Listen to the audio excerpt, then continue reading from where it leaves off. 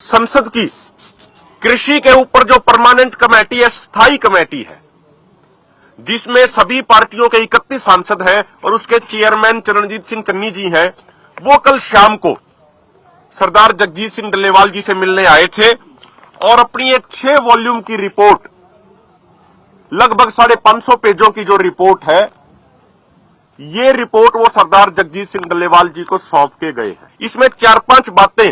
पूरे देश के साथ साझा करनी जरूरी है। पहली बात तो ये कि इस रिपोर्ट में भी ये लिखा है कि जितना बजट पिछले 4 सालों से कृषि मंत्रालय को अलोकेट किया जा रहा है, कृषि मंत्रालय को दिया जा रहा है वित्त मंत्रालय द्वारा,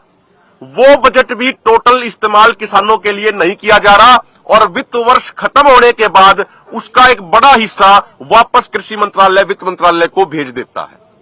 यह दिखाता है कि हमारे देश की सरकार खेतीबाड़ी को लेके, किसानों को लेके, खेती और मजदूरों को लेके गंभीर बिल्कुल भी नहीं है। इसी रिपोर्ट में यह भी मेंशन किया गया है कि जो टोटल बजट में से कृषि के बजट का जो प्रतिशत है, जो परसेंटेज है, वो भी लगातार घटाया जा रहा है। आगे इस रिपोर्ट में यह भी लिखा है, सर्वसम्मति से इस रिपोर्ट में लिखा गया तमाम पूरी कमेटी ने, कि देश के किसानों के लिए एमएसपी गारंटी कानून बनाया जाना चाहिए और एमएसपी गारंटी कानून बनाने से पूरे देश की अर्थव्यवस्था को फायदा होगा,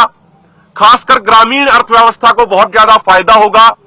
गांव में, ग्रामीण क्षेत्रों में रहने वाले लोगों की परचेजिंग पावर बढ़ेगी और उससे बाद में प्रोडक्शन बढ़ेगी और हमारी इकोनॉमी को बहुत बूस्ट मिलेगा। इसके अलावा इसमें यह भी कहा गया है इस रिपोर्ट में कि देश के, पूरे देश के लेवल पे किसानों के, खेती और मजदूरों की कर्ज मुक्ति के लिए कोई ना कोई स्कीम लाई जानी चाहिए। इसके अलावा एक जो सबसे महत्वपूर्ण बात इस रिपोर्ट में कही गई है, वो ये कही गई है कि 2016-17 में एक किसान परिवार की जो मंथली इनकम 8,059 रुपए थी, वो 2021-22 में बढ़ के 12,698 होगी। उसमें जो इंक्रीमेंट हुआ वो 57.6% का हुआ, 57.6% का। लेकिन इसमें आगे रिपोर्ट में लिखा है जो एक किसान परिवार का खर्चा है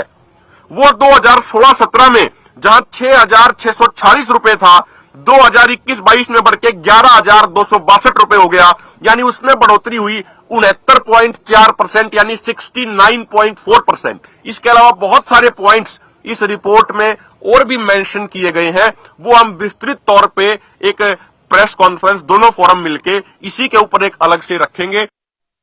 ਜਦੋਂ ਅਸੀਂ ਫਿਜ਼ੀਕਲ ਐਗਜ਼ਾਮੀਨੇਸ਼ਨ ਕੀਤਾ, ਉਹਨਾਂ ਦੇ ਹੱਥ ਪੈਰ ਠੰਡੇ ਸੀਗੇ, ਅਨੀਮੀਆ ਕਰਕੇ ਪੇਲਰ ਕਾਫੀ ਜ਼ਿਆਦਾ ਪ੍ਰੋਮੀਨੈਂਟ ਸੀਗਾ, ਉਹਨਾਂ ਦੇ ਨਰਵਸ ਸਿਸਟਮ ਤੇ ਇਫੈਕਟ ਪੈ ਰਿਹਾ ਸਟਾਰਵੇਸ਼ਨ ਕਰਕੇ, ਤਾਂ ਕਿ ਉਹਨਾਂ ਦੇ ਜਿਹੜੇ ਰਿਫਲੈਕਸਿਸ ਸੀਗੇ ਉਹ ਕਾਫੀ ਸਲੋ ਸੀਗੇ। ਉਸ ਤੋਂ ਬਾਅਦ ਜੇ ਮੈਂ ਗੱਲ ਕਰਾਂ ਵਾਈਟਲਸ ਦੀ, ਤਾਂ ਉਹਨਾਂ ਦਾ ਬੀਪੀ ਕਾਫੀ ਫਲਕਚੁਏਟ ਕਰ ਰਿਹਾ। ਕਿਸੇ ਆਮ ਬੰਦੇ ਲਈ, ਘੁੰਮਣ ਫਿਰਨ ਵਾਲੇ ਬੰਦੇ ਲਈ ਬੀਪੀ ਫਲਕਚੁਏਟ ਕਰਨਾ ਕੋਈ ਬਹੁਤੀ ਵੱਡੀ ਗੱਲ ਨਹੀਂ ਹੈ, ਪਰ ਡੱਲੇਵਾਲ ਸਾਹਿਬ ਜੀ ਜੋ ਉਸ ਬਹੁਤ ਲੰਬੇ ਸਮੇਂ ਤੋਂ ਸਟਾਰਵੇਸ਼ਨ ਤੇ ਨੇ ਲੰਮੇ ਪਏ ਹੋਏ ਨੇ, ਉਹਨਾਂ ਲਈ ਫਲਕਚੁਏਟ ਕਰਨਾ ਇਹ ਕਾਫੀ ਚਿੰਤਾ ਦਾ ਵਿਸ਼ੇ ਬਣ ਜਾਂਦਾ ਹੈ। ਉਹਨਾਂ ਦਾ ਆਰਥੋਸਟੈਟਿਕ ਹਾਈਪਰਟੈਂਸ਼ਨ ਵੀ ਪੋਜ਼ਿਟਿਵ ਆ ਰਿਹਾ, ਜਿਹਦਾ ਮਤਲਬ ਕਿ ਬਾਡੀ 'ਚ ਪ੍ਰੋਟੀਨ ਤੇ ਫਲੂਇਡ ਦੋਨਾਂ ਦੀ ਕਮੀ ਹੋਣ ਕਰਕੇ ਉਹਨਾਂ ਦਾ ਬੀਪੀ ਜਿਹੜਾ ਕਿ ਘੱਟ ਚੱਲ ਰਿਹਾ, ਉਹ ਇੰਨਾ ਡਰਾਸਟਿਕਲੀ ਡਿੱਗ ਜਾਂਦਾ ਹੈ ਕਿ ਸਾਨੂੰ ਚਿੰਤਾ ਹੋ ਇੰਨੀ ਹੱਥਾਂ ਪੈਰਾਂ ਦੀ ਪੈ ਜਾਂਦੀ ਹੈ। 2-4 ਵਾਰੀ ਇਹ ਇੰਸੀਡੈਂਟ ਸਾਡੇ ਨਾਲ ਹੋ ਚੁੱਕੇ ਆ, ਇਸ ਲਈ ਅਸੀਂ ਉਹਨਾਂ ਨੂੰ ਐਡਵਾਈਸ ਕੀਤਾ ਕਿ ਉਹ ਬਾਹਰ ਨਾ ਆਉਣ, ਅੰਦਰ ਹੀ ਰਹਿਣ, ਪਰ ਅੱਜ ਜਿੱਦਾਂ ਮੈਂ ਸੁਣ ਰਿਹਾ ਸੀਗਾ ਉਹ ਚਾਹੁੰਦੇ ਨੇ ਕਿ ਸਾਰਿਆਂ ਨੂੰ ਮਿਲ ਸਕਣ। ਉਸ ਤੋਂ ਬਾਅਦ ਜੇ ਮੈਂ ਰਿਪੋਰਟਾਂ ਦੀ ਗੱਲ ਕਰਾਂ, ਉਹਨਾਂ ਦੇ LFTs ਡੀ ਰੇਂਜ ਨੇ, ਮਤਲਬ ਕਿ ਉਹਨਾਂ ਦੇ ਲਿਵਰ ਦੇ ਫੰਕਸ਼ਨ ਸਾਰੇ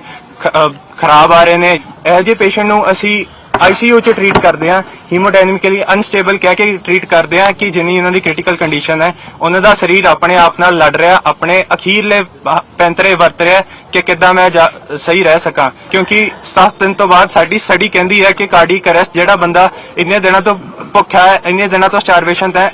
7 ਦਿਨਾਂ ਤੋਂ ਬਾਅਦ ਕਾਰਡੀਅਕ ਅਰੈਸਟ ਦਾ ਚਾਂਸਸ ਬਹੁਤ ਜ਼ਿਆਦਾ, ਰਿਸਕ ਬਹੁਤ ਜ਼ਿਆਦਾ ਵੱਧ ਜਾਂਦਾ ਹੈ। ਇਸ ਕਰਕੇ ਉਹਨਾਂ ਦੀ ਕੰਡੀਸ਼ਨ ਕਾਫੀ ਕ੍ਰਿਟੀਕਲ ਹੈ।